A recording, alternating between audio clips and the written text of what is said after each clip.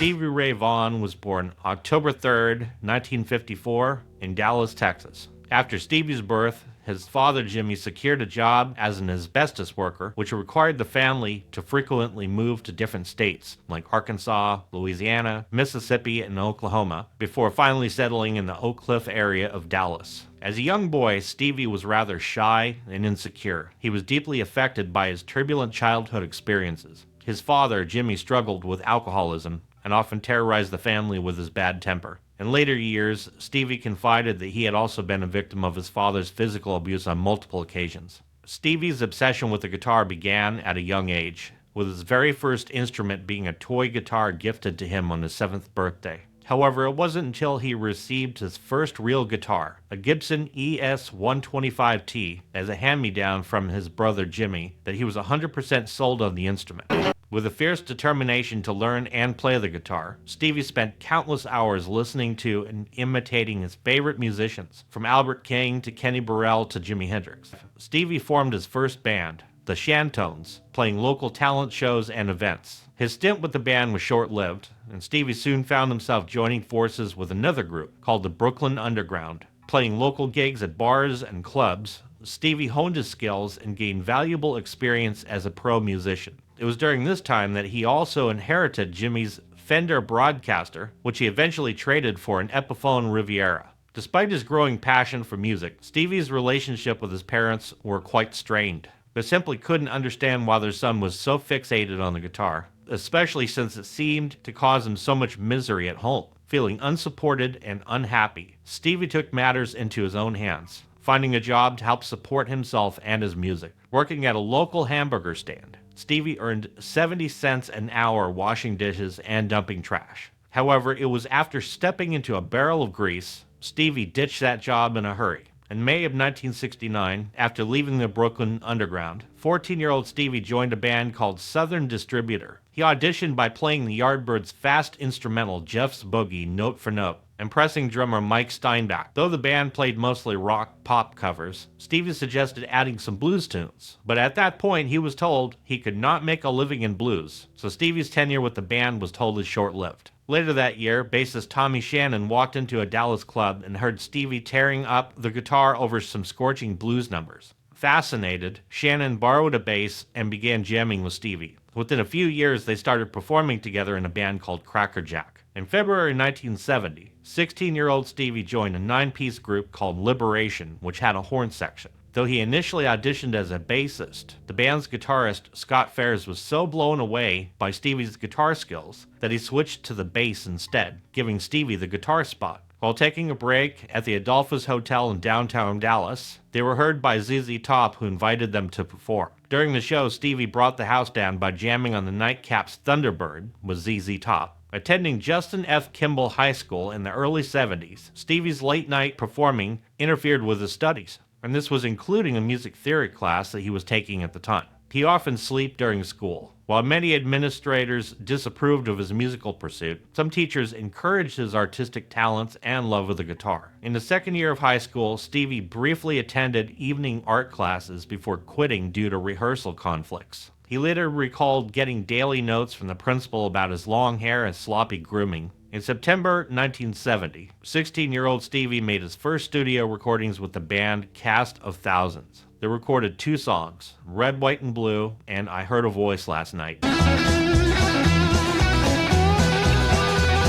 for a Dallas compilation album called A New High, featured various teenage bands. In late January 1971, he joined Blackbird, which is more his type of music than the pop stuff he was playing with Liberation. But the music scene in his hometown just wasn't cutting it, so he dropped out of school and moved his band Blackbird to Austin. There they initially lived at the Rolling Hills Club, a blues venue that later became Soap Creek Saloon. So this band played various Austin clubs and opened for bands like Sugarloaf, Wishbone Ash, and Zephyr, but they always had trouble maintaining a steady lineup. In early December 1972, Stevie left Blackbird and briefly joined a band called Cracker Jack for less than 3 months. In March of '73, he joined guitarist Mark Beno's band, the Nightcrawlers, after meeting Beno years earlier at a jam session. The band featured vocalist Doyle Bramall, who had met Stevie when he was just 12 years old. The next month, the Nightcrawlers recorded an album at Sunset Sound Recorders in Hollywood for A&M Records. Although rejected by the label, it included Stevie's first songwriting efforts, Dirty Pool and Crawlin'. Afterwards, Stevie and the band returned to Austin, but without Benno. In mid-1973, they signed with manager Bill Ham of ZZ Top fame and toured the southern U.S., though many of the gigs were unsuccessful. Ham left them stranded in Mississippi with no way home and demanded Stevie reimburse tour expenses, which never happened. In 1975, Stevie joined a six-piece group called Paul Ray and the Cobras, which featured guitarist Denny Freeman and saxophonist Joe Sublett. He earned a living playing weekly at Austin venues like Soap Creek Saloon and the newly opened Antone's, known as the heart of the Austin blues scene. In late '76, Stevie recorded a single with the Cobras called Other Days, and also Texas Clover.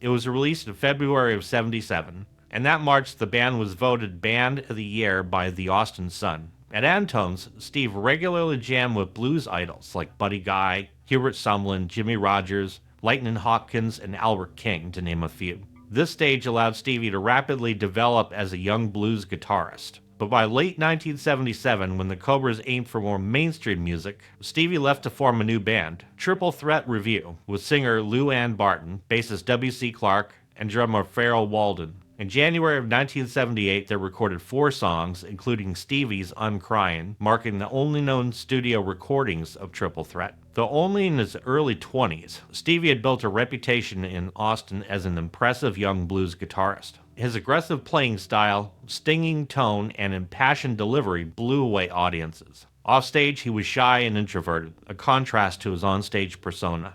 During these formative years, Stevie absorbed techniques from the blues masters he met at Antone's, incorporating their influences into his own emerging artistic voice. His friend Doyle Bramall saw huge potential in Stevie, saying he played every gig as if his life depended on it. In mid-May of '78, Stevie Ray Vaughan decided to leave Triple Threat Review and form a new band of his own. He put together a trio called Double Trouble, named after an Otis Rush tune. The initial lineup included bassist Jackie Newhouse, along with drummer Doyle Bramall, who had played with Vaughan in previous bands. Doyle ended up quitting Double Trouble after just a few months, replaced briefly by Jack Moore, who moved from Boston to play with the fledgling band. But by the fall of '78, Chris Layton became the permanent drummer after Stevie heard him playing with another band, Greasy Wheels. Vaughan imparted his style of the blues shuffle rhythm on Layton, and the drummer eagerly joined the band. In the audience during one of Double Trouble's shows at the Rome Inn in early October '78 was an accountant named Edie Johnson. She was incredibly impressed with Stevie's guitar skills and recommended him to the owner and manager of Minor Downs Racetrack.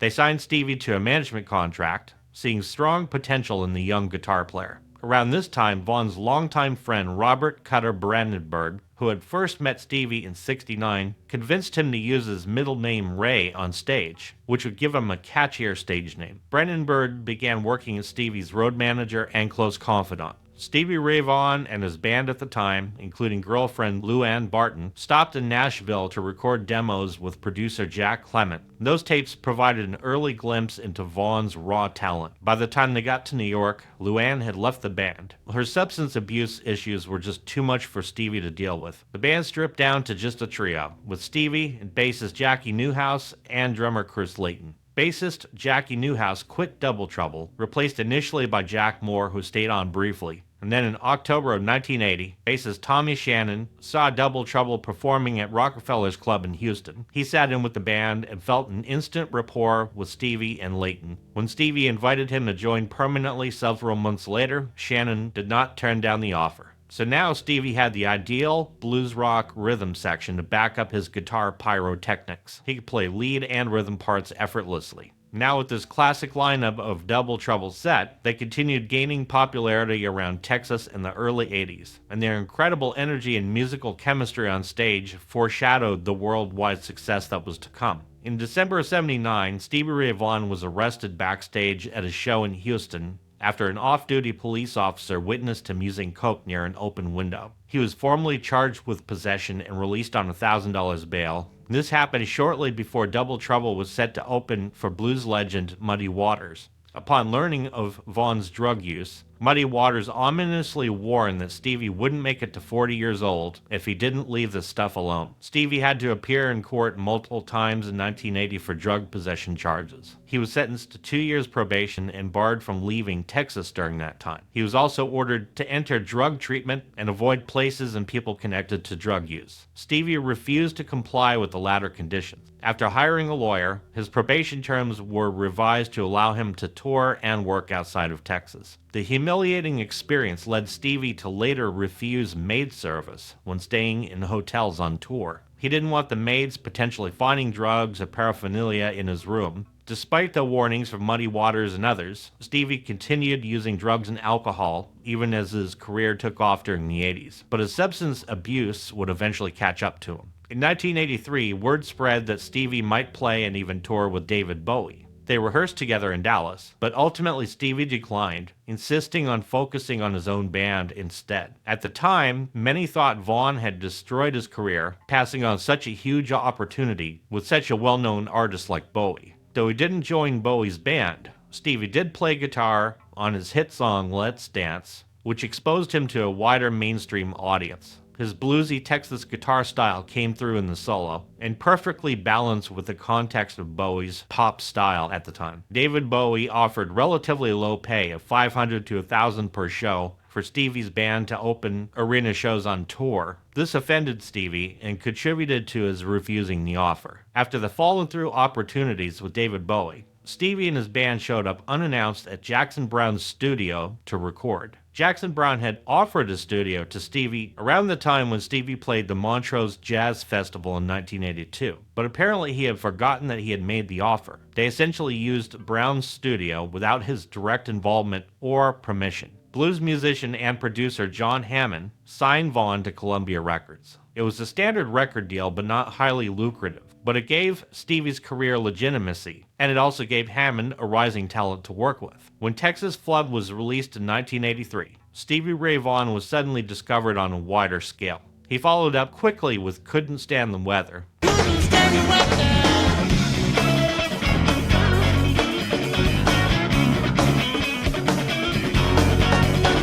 cementing his status. In Austin, Stevie's rapid success eclipsed established bands like the Fabulous Thunderbirds, who seemed almost cult-like compared to Vaughan's mass appeal. Stevie channeled Jimi Hendrix in a way no other imitators had, pleasing both classic rock fans nostalgic for the 60s guitar god, but he was also exposing new audiences to the blues roots of his music, sparking a mainstream blues revival in America and globally. His boundary-crossing style made blues accessible beyond niche circles. Stevie had stopped in Nashville in 1979 to record demos in the basement studio of a local DJ named Joe Gracie, who aspired to be a legendary producer like Jack Clement. Vaughan and other Austin musicians like Joe King cut early recordings there. When Stevie became famous, a few years later, those primitive demos provided an early glimpse of his talent for dedicated fans. On October 4th, 1984, Stevie took the stage at Carnegie Hall for a headline performance that became a historic event. The concert featured a plethora of great musicians, including his brother Jimmy on rhythm guitar, drummer George Rains, keyboardist Dr. John, a roomful of blues horn section, and lead vocalist Angela Strelling. Despite having less than 2 weeks of rehearsal, the group aimed to deliver a memorable show.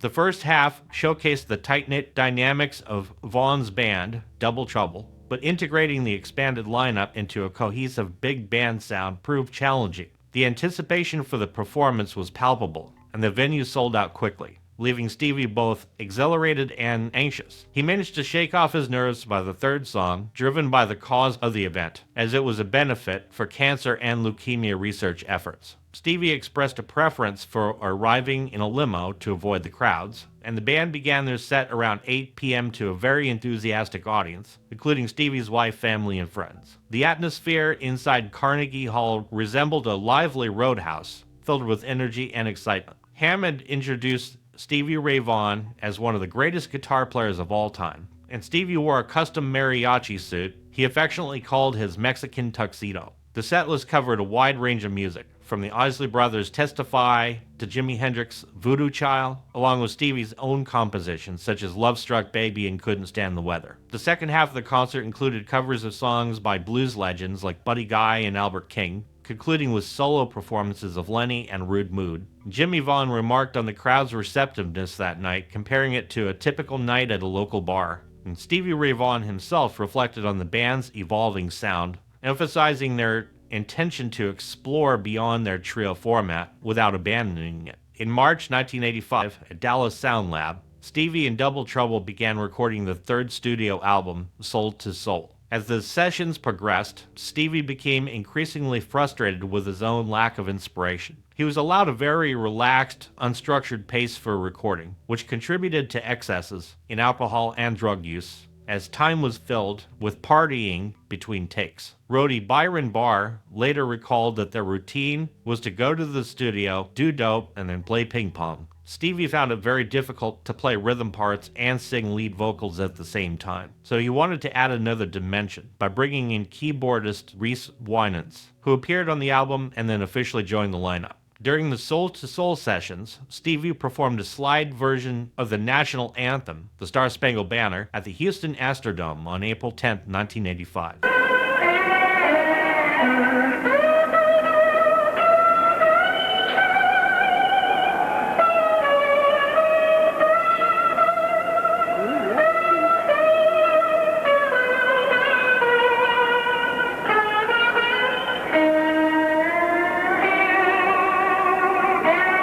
His unconventional blues rendition was met with booing from the crowd. After the negative reaction, a dazed Stevie met former New York Yankee Mickey Mantle and got his autograph by home plate. Critics drew comparisons between Stevie's version and Jimi Hendrix's version, and Stevie just liked this comparison to his childhood idol. The Soul to Soul sessions were filled with distractions, bad habits, lack of focus, yet eventually came together when the album was completed. Adding the new keyboard player brought some new textures to the band, and despite Stevie's personal struggles during the recording process, the album demonstrated expanded artistic range and experimentation. After being on tour for 9.5 months, Epic Records requested a fourth album from Double Trouble as stipulated in their contract. In July 1986, Stevie decided they would record the live album, Live Alive, during 3 concerts in Austin and Dallas. On July 17th and 18th, the band played sold-out shows at the Austin Opera House. They then performed at the Dallas Starfest on July 19th. They used recordings from these 3 concerts to assemble the album,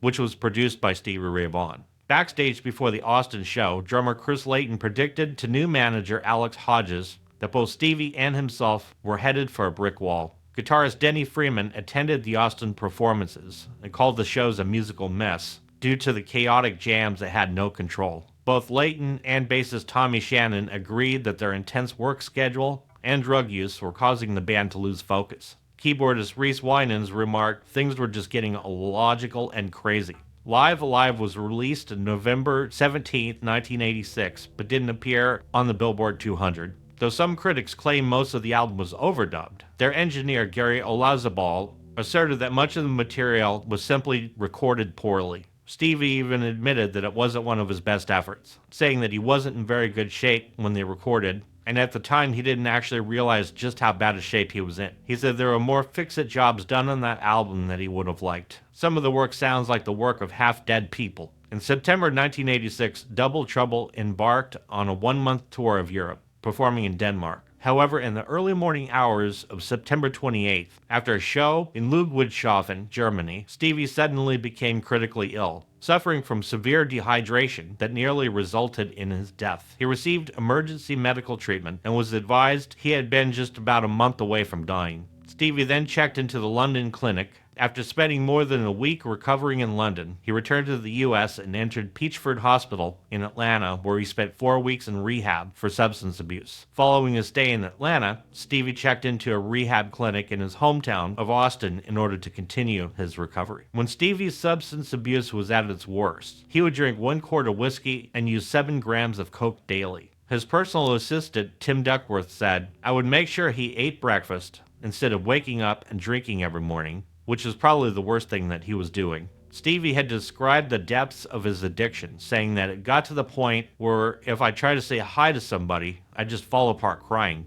It was like solid doom. In November of 1986, after leaving rehab, Stevie moved back into his childhood home in Dallas, where he had spent much of his youth. During that time, Double Trouble began rehearsing for the Live Alive tour. Although Stevie felt nervous about performing after achieving sobriety, he received positive reassurance. Keyboardist Reese Winans later recalled, Stevie was real worried about playing after he had gotten sober. He didn't know if he had anything left to offer. Once he got back out on the road, he was very inspired and motivated. The tour kicked off on November 23rd with a show at Towson State University, Stevie's first performance with Double Trouble after rehab. On December 31st, 1986, they played a concert at Atlanta's Fox Theater. The show featured encore performances with special guest Lonnie Mack. As the Alive tour continued, Stevie was eager to start working on material for his next album. However, in January 1987, he filed for divorce from his wife Lenora Lenny Darlene Bailey. The lengthy divorce proceedings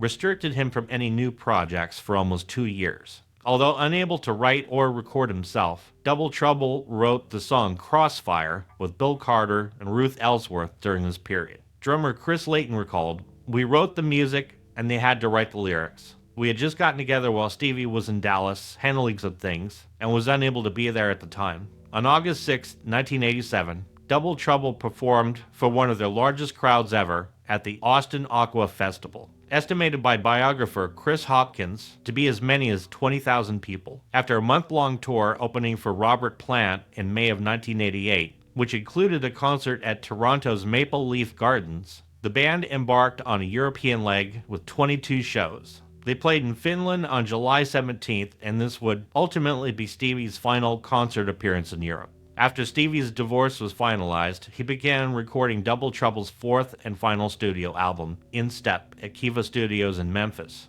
with producer Jim Gaines and songwriting collaborator Doyle Bramall. Though Stevie initially doubted his musical abilities after achieving sobriety, he gained more confidence as the sessions progressed. Bassist Tommy Shannon later recalled, In Step was, for him, a big growing experience. In my opinion, it's our best studio album, and I think he felt that way too. Bramall, now also sober, co-wrote songs with Stevie about addiction and recovery. According to Vaughan, the album was titled In Step because, unquote, finally in step with life, in step with myself, and in step with my music, unquote. The liner notes for the album also included the quote, thank God the elevator's broken, which was a reference to the 12 steps of the AA program. After the In Step recording sessions moved to LA, Stevie added saxophonist Joe Sublette and trumpeter Daryl Leonard, who played on songs like Crossfire, Love Me Darlin'. Shortly before the album's completion, Stevie and Double Trouble performed at the presidential inaugural party in D.C. for George H.W. Bush. In Step was released on June 13, 1989, and certified gold just 8 months later, becoming Stevie's most commercially successful and first Grammy-winning release. It peaked at number 33 on the Billboard 200, spending 47 weeks on the chart. Crossfire became Stevie's only number one hit, and it also featured one of Stevie's first uses of a fuzz face pedal on his cover of Howlin' Wolf's Love Me Darlin'. In 1990, Stevie and his older brother Jimmy decided to finally make an album together. The album was called Family Style, which had been talked about for years between the two legendary Texas blues guitarists. They called up their friend and producer Nile Rodgers to lead the project, needing somebody with musical chops that they respected, who could give constructive feedback but still let the brothers do their thing.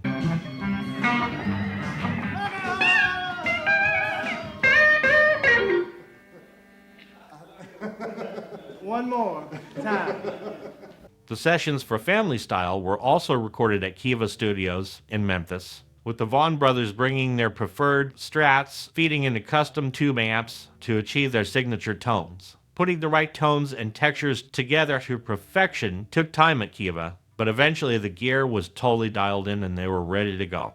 When the sessions kicked off, Stevie initially envisioned delving deep into traditional blues and roots music, but what ultimately emerged across the 12 tracks was an eclectic mix of styles and influences, with only one song, a wild slide-driven stomp called D/FW, classifiable as authentic blues. When the sessions kicked off, Stevie initially envisioned delving deep into traditional blues and roots music, but it ended up being an eclectic mix of styles and influences, with only one true blues song in the entire collection. Elsewhere, it had rockabilly, funk, soul, R&B fused together in unpredictable ways, as the brothers harmonized inventive guitar interplay without aiming to capture any preconceived sound or style, as they had done with their main bands. To the Vaughan Brothers, making family style felt liberating creatively. Like the record company gave them a blank canvas and infinite tubes of colorful musical paint to splatter however they pleased for the very first time, unencumbered by external expectations. Outside of chasing tone, there was no sibling rivalry or creative conflicts in the studio, just two brothers having a blast making the music they always wanted to make. Tragically, just over a month after the album's release, Stevie would die in a Wisconsin helicopter crash at age 35, alongside members of Eric Clapton's road crew. Family Style instantly became a poignant parting gift, cementing Stevie's creative legacy, rising to become the best-selling, non-double trouble project of his career. On August 26, 1990, the day before his tragic death, Stevie confided in members of his band and crew about an unsettling nightmare he had the previous night. In the dream, he vividly saw his own funeral service, attended by thousands of mourning fans and friends. He described feeling simultaneously terrified, yet almost peaceful about the visceral vision of his death. That evening, Stevie and his band gave their final performance at the Alpine Valley Music Theater in East Troy, Wisconsin. They performed an encore jam session with members of Clapton's touring band after Clapton's concert had finished. Alpine Valley Music Theater was an outdoor amphitheater venue located on the grounds of the Alpine Valley Resort, known for hosting popular music concerts. After the show, while backstage, Stevie and the musicians enthusiastically discussed plans to play a series of concerts together in early '91 at London's iconic Royal Albert Hall venue. The proposed shows would be a tribute to groundbreaking guitarist Jimi Hendrix and would also feature Eric Clapton. As the weather outside severely worsened, Clapton's tour manager, Peter Jackson, soon notified Stevie and the others that they urgently needed to depart the venue. Stevie's final words spoken before boarding the helicopter were to his longtime drummer and friend Chris Layton, telling him warmly, "I love you." 3 seats were originally reserved on the third helicopter for Stevie Ray Vaughan, Jimmy Vaughan, and Jimmy's wife Connie. However, right before boarding, they were informed that unexpectedly only a single seat was available. As a result, Jimmy made the agonizing last-minute decision to stay behind with his wife Connie rather than fly with his brother. That critical change of plans would save his life. At around 1 a.m. on August 27th, 4 Bell 206B Jet Ranger helicopters were lined up on the flat grassy area at the Elkhorn Valley Golf Course near a parking lot. Rotors slowly spun and turbine engines loudly idled as the aircraft prepared to depart,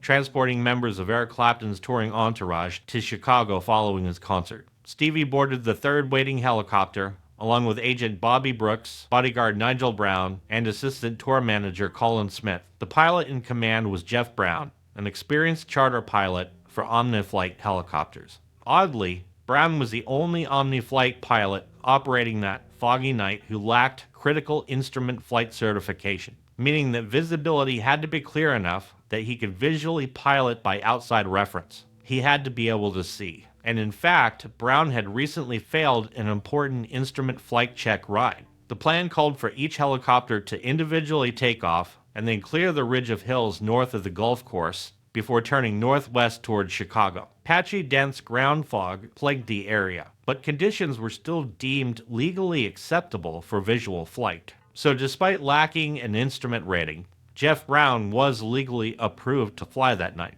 Despite dense fog blanketing the area, pilot Jeff Brown took off at high speed from the golf course at a slightly lower altitude compared to the other helicopters. Shortly after clearing the golf course, he sharply banked the helicopter to the left, crashing at high velocity into the side of a nearby 300-foot ski slope located only a half a mile from takeoff. All 5 passengers, Stevie Ray Vaughan, Jeff Brown, Bobby Brooks, Nigel Brown, and Colin Smith, were killed instantly on impact with the hillside. No explosions or fire occurred in the devastating crash sequence, and bodies and wreckage were scattered over a 200-foot debris field on the hillside. Tragically, nobody was even aware of the accident until the helicopter failed to arrive at Midway Airport later that morning. The National Transportation Safety Board investigation determined that the helicopter departed the Elkhorn Valley Golf Course into extremely foggy conditions in the early morning hours of August 27, 1990. Visibility at the time was reportedly under 2 miles, according to local weather forecasts. The NTSB final incident report stated, as the third helicopter was taking off, it remained at a lower altitude compared to the other helicopters in the transport convoy. Pilot Jeff Brown then turned the aircraft southeasterly toward rising hilly terrain, approximately 3/5 of a mile away from the takeoff point. FAA records indicated that Jeff Brown was certified and qualified to fly fixed-wing aircraft by sole reference to instrument panels, but notably did not have the same clearance to fly helicopters solely by instrument. Mandatory toxicology tests were conducted, and everybody came back clean with no traces of drugs, alcohol, or any other substances. On August 31st, 1990, Stevie's funeral service took place at Laurel Land Cemetery in his hometown of Dallas, Texas. As the white hearse carrying his wooden casket adorned with floral arrangements arrived, an estimated crowd of 3,000 mourning fans gathered for the procession. High-profile musicians in attendance included Jeff Healey, Charlie Sexton, members of ZZ Top, Colin James, Stevie Wonder, Bonnie Raitt, and Stevie's blues mentor, Buddy Guy. Stevie Ray Vaughan's grave marker featured a touching epitaph that simply read, "Thank you for all the love you passed our way." The impact Stevie had on music could not be understated. He united blues fans and hard rock fans alike because he brought both the soul and the intensity to the music. I remember hearing of his passing on the news and I was totally crushed. Stevie was always a real sympathetic character, and he brought so damn much to music that his sudden loss was unfathomable for anybody who knew of him. Stevie Ray Vaughan is the ultimate guitar hero. Stevie managed to spawn a whole new generation of players that continue to take the blues rock style to new heights. We owe a lot to him. So if you like what you see here, kindly smack that like button. I really do appreciate it. And while you're at it, smack that subscribe button and join the family. And thank you so much for watching.